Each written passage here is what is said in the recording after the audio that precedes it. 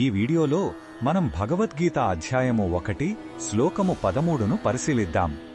కురుక్షేత్ర రణభూమిలో కౌరవసేనకు పితామహుడైన భీష్ముడు తన శంఖాన్ని పూరించి యుద్ధానికి సంకేతమిచ్చాడు. అర్జునుడు తన రథం మీద నుండి ఈ దృశ్యాన్ని గమనిస్తున్నాడు. ఆ తరువాత ఏమి జరిగిందో ఈ శ్లోకం వివరిస్తుంది. మొదటగా ఈ పవిత్ర శ్లోకాన్ని భక్తితో విందాం. తతః శంఖాశ్చ భేర్యశ్చ పణవానక గోముఖాః సహసైవాభ్యహన్యంత సశబ్దస్తుములోభవత్.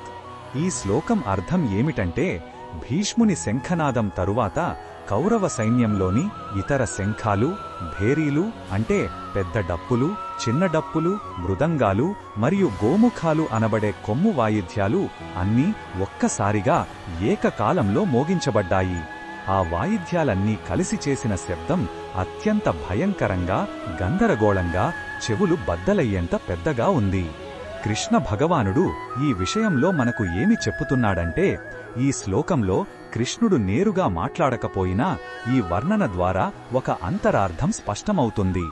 కౌరవుల వైపు నుండి వచ్చిన ఈ భయంకరమైన గందరగోళ శబ్దం వారిలోని అహంకారాన్ని, ఆతృతను మరియు అధర్మ పక్షాన ఉన్నామనే అభద్రతా భావాన్ని సూచిస్తుంది. ఇది కేవలం ఎదుటివారిని భయపెట్టడానికి చేసిన ఒక పెద్ద ఆర్పాటం.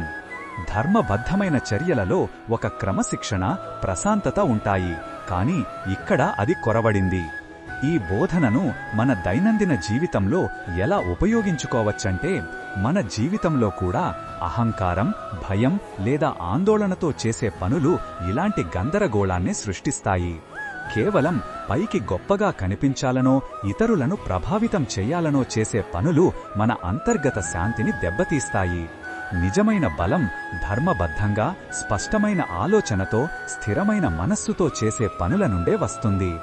సమస్యలు ఎదురైనప్పుడు కంగారుపడి గందరగోళం సృష్టించడం కన్నా ప్రశాంతంగా ధర్మ మార్గంలో పరిష్కారం వెతకడం ఉత్తమం. మరిన్ని భగవద్గీత శ్లోకాల అర్థాన్ని తెలుసుకోవాలంటే మా తదుపరి వీడియోలను తప్పకుండా చూడండి.